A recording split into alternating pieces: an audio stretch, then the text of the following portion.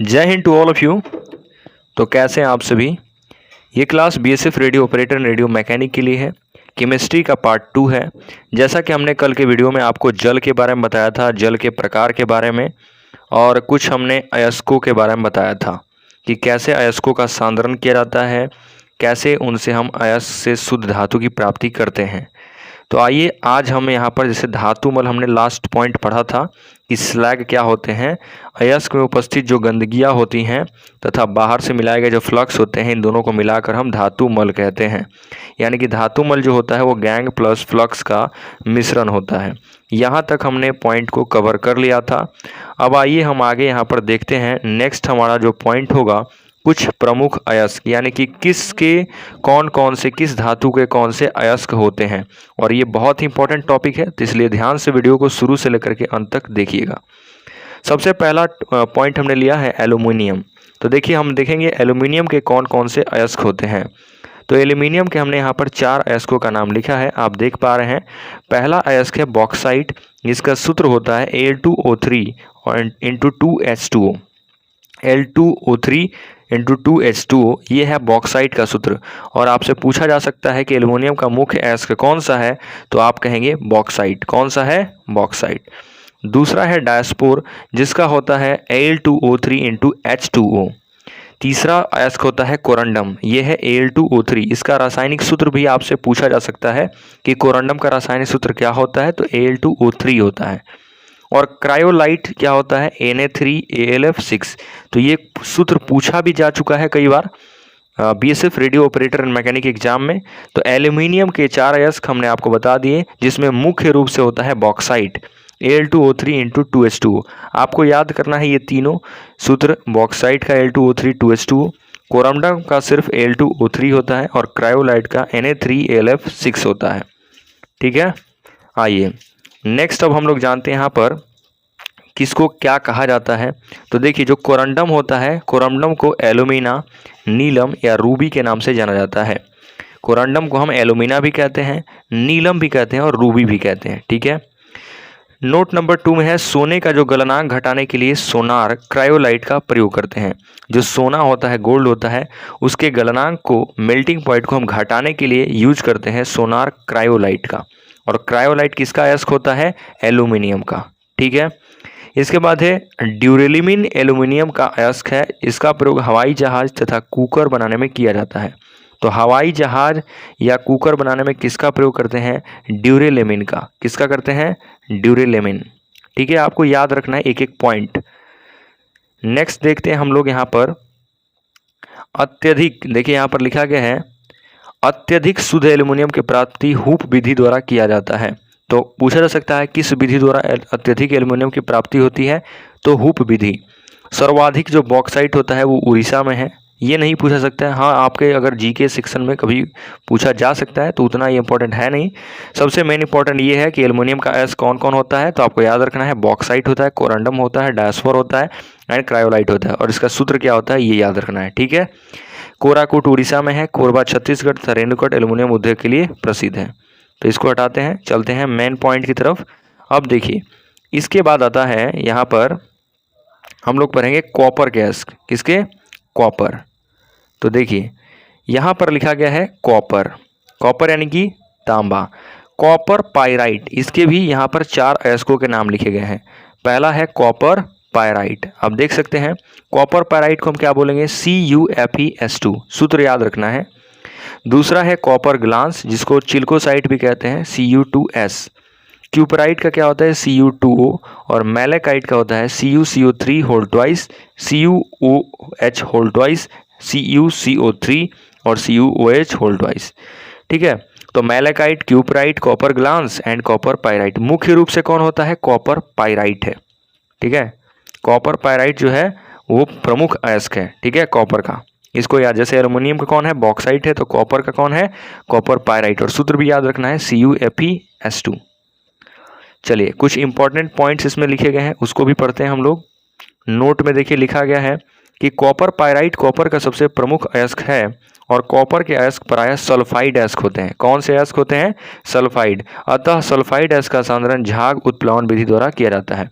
ठीक है, तो हमने आपको अभी बताया था ना पीछे कि कौन कौन सी 4 विधियाँ होती है जिनसे सांद्रण किया जाता है, जिसमें हमने आपको बताया था झाग उत्प्लावन, एक बताया था चुंबकीय विधि द्वारा, एक छान कर हमने बताया था। तो ये सभी विधियाँ जिसमें, तो ये सल्फाइड एस्क है, और सल्फाइड एस्क का क्या किससे करते हैं हम लोग, झाग प्लावन विधि द्वारा सांद्रण इनका किया जाता है, यानी कि उसमें से अशुद्धियों को दूर किया जाता है। ठीक है, याद हो गया। अब देखते हैं कैल्शियम के बारे में।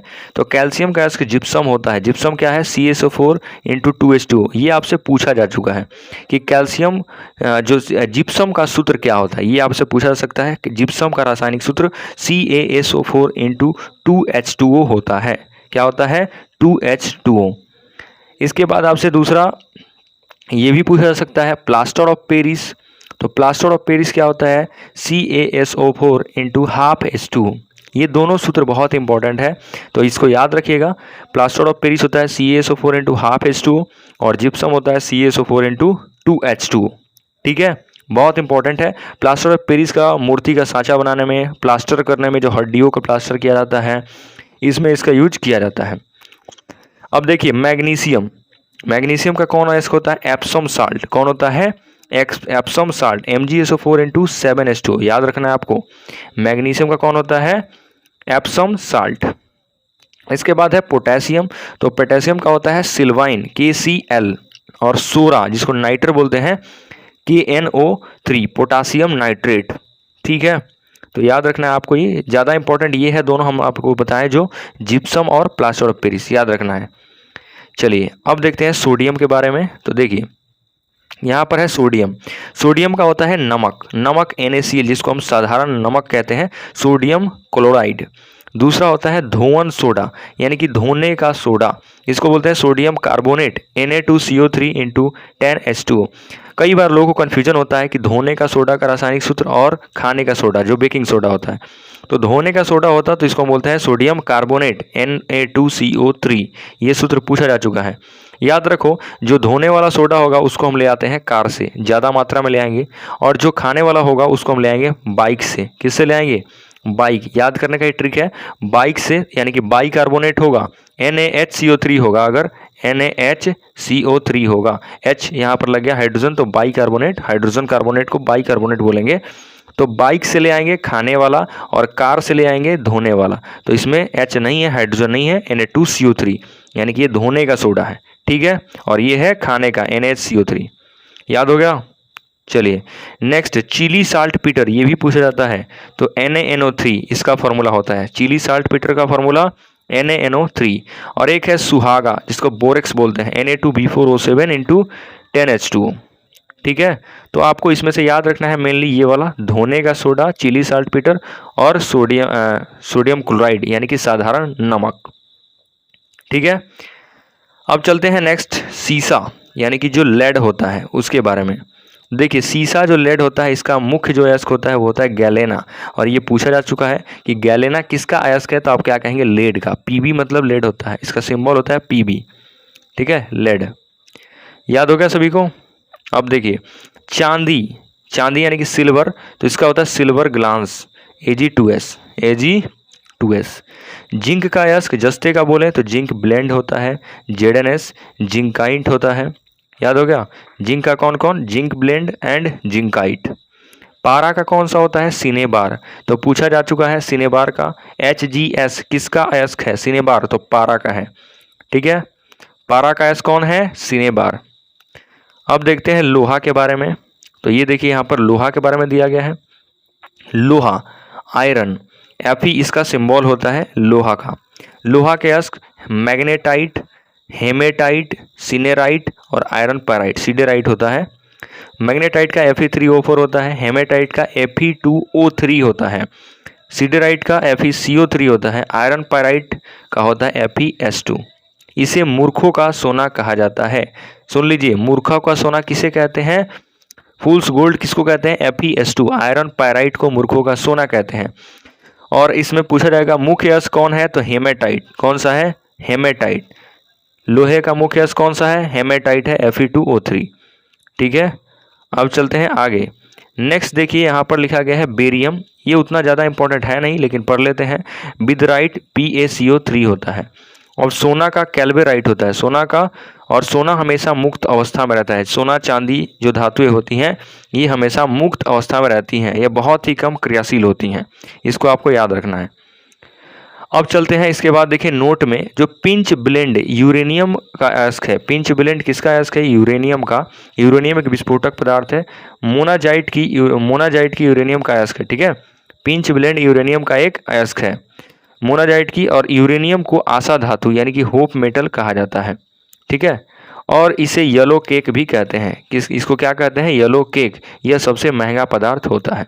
तो पूछा जा सकता है आपको कि यूरेनियम किसको येलो केक कहते हैं? तो यूरेनियम को। किसको कहते हैं? यूरेनियम को। और ये सबसे महंगा पदार्थ होता है, ठीक है। अब चलते हैं इसके बाद, हाइड्रोजन के बारे में थोड़ा सा लिखा है। हाइड्रोजन को हम लोग भविष्य का ईंधन कहते हैं। भविष्य का ईंधन यानी कि फ्यूचर ऑफ फॉयल किसको कहा जाता है? फ्यूचर फॉयल हाइड्रोजन को कहा जाता है, ठीक है। नेक्स्ट पॉइंट है हमारा मिश्र धातु। हम लोग थोड़ा फास्ट करें क्योंकि बहुत सारे टॉपिक्स हमको कवर करने हैं 1 मंथ के अंदर, ताकि हम आसानी से केमिस्ट्री में अच्छे मार्क्स गेन कर पाएँ। तो देखिए, मिश्र धातु अलॉय होता है, यह 2 या 2 से अधिक धातुओं को मिलाने से बनता है। और ये टॉपिक बहुत इंपॉर्टेंट है मिश्र धातु वाला, इसमें से क्वेश्चन जरूर पूछा जाता है। तो मिश्र धातु में धातु का होना आवश्यक है। मिश्र धातु में अधातु को भी मिलाया जाता है, ऐसा नहीं कि सिर्फ धातु ही होंगे, अधातु भी मिला सकते हैं। मिश्र धातु ठोस में ठोस का विलयन होता है, मतलब ठोस मिलाने से ये बनता है कौन? मिश्र धातु, ठीक है। तो आइए अब देखते हैं मिश्र धातु के बारे में कुछ इंपॉर्टेंट पॉइंट्स कि कैसे बनता है ये सब। देखिए यहाँ से है, हम लोग पढ़ेंगे कि कौन कौन से मिश्र धातु हैं। पहले हम गुण इसके खत्म करते हैं, कौन कौन से गुण होते हैं। देखिए, सबसे पहला हमने पढ़ा कि ठोस ठोस को मिलाने से मिश्र धातु बनता है। इसमें हम धातु भी मिला सकते हैं, अधातु भी। मिश्र धातु एक समांगी मिश्रण होता है। समांग मिश्रण मतलब जिसके कण आपस में मिल जाते हैं, घुल मिल जाते हैं, बिल्कुल दिखाई नहीं देते हैं। मिश्र धातुओं का जो गलनांक होता है, मेल्टिंग पॉइंट, वो हाई होता है, ऊंचा होता है, ठीक है। मिश्र धातु जिन पदार्थों से मिलकर के बने होते हैं उन पदार्थ का गुण उसमें नहीं पाया जाता है। जैसे कि मान लो हम कहते हैं कि पीतल किससे? तांबा और जस्ता से मिलकर बना होता है, तो उसमें अब तांबा और जस्ता का गुण नहीं मिलेगा, अब तांबा बन गया। कुछ मिश्र धातु में कठोरता आ जाती है और कुछ मिश्र धातु की कठोरता घट जाती है, यानी कि कुछ मिश्र धातु कठोर बन जाते हैं, हार्ड हो जाते हैं, और कुछ मुलायम हो जाते हैं। तो देखते हैं कैसे मिश्र धातु बनते हैं, कौन कौन से चीज़ों को मिला करके। तो इधर कुछ मिश्र धातु हैं और उसके कुछ अवयव हैं कि कैसे मिलता है। तो देखो, पीतल यानी कि ब्रास या मुंज मेटल जिसको बोलते हैं, ये बना होता है कॉपर प्लस जिंक से।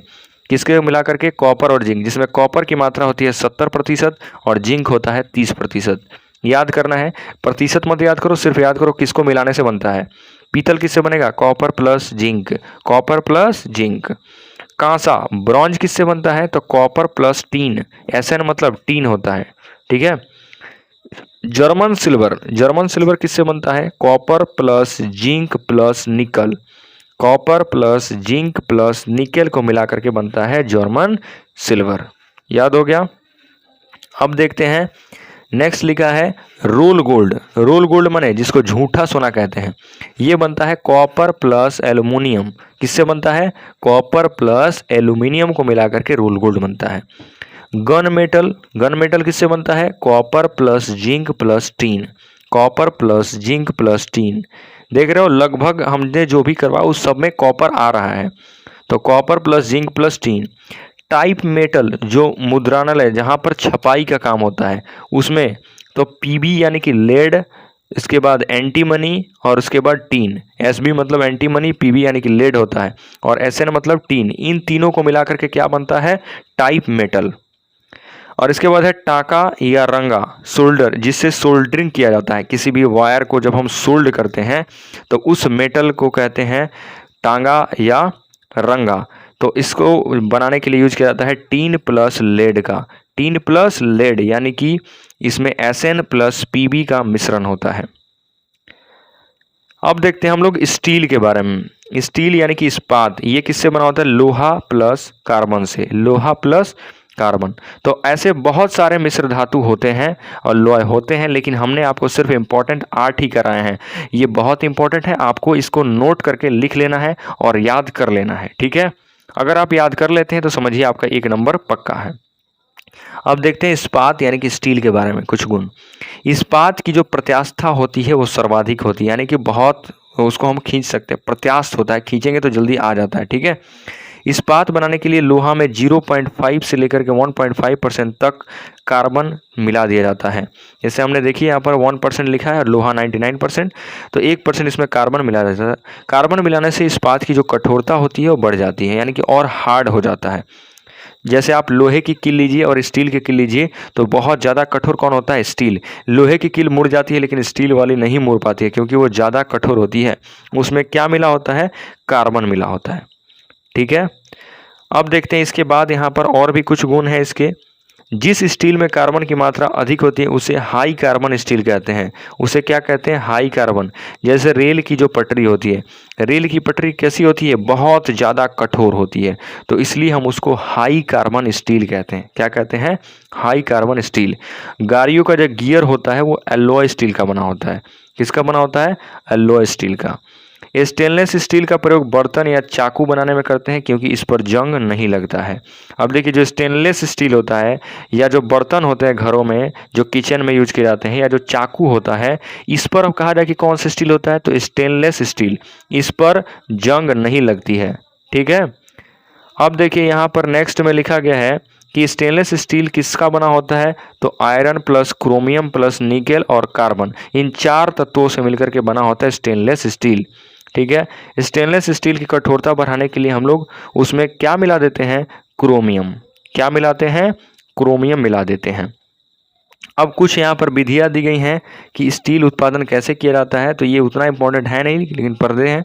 एलडी प्रोसेस से, ओपन अर्थ प्रोसेस और बेसमेर प्रोसेस से इसका हम उत्पादन करते हैं। जैसे पहला लिखा है एनिलिंग।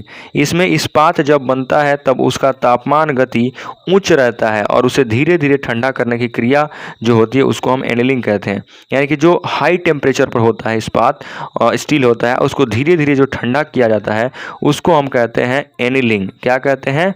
एनिलिंग। तो ये बहुत ही इंपॉर्टेंट है। ठीक है, तो आज की क्लास में हम लोग यहीं तक रखते हैं। आज हमने यहाँ पर जो धातु होते हैं और अयस्क के बारे में हम लोग इंपॉर्टेंट टॉपिक को कवर कर चुके हैं। क्लास अगर आप सभी को पसंद आए तो वीडियो को लाइक कीजिए, शेयर कीजिए और चैनल को सब्सक्राइब कीजिए। ऐसे ही हम आपके लिए डेली केमिस्ट्री की इंपॉर्टेंट क्वेश्चंस की सीरीज लेकर के आते रहेंगे जो कि आपके एग्जाम के लिए बहुत ही ज़्यादा हेल्पफुल होंगी।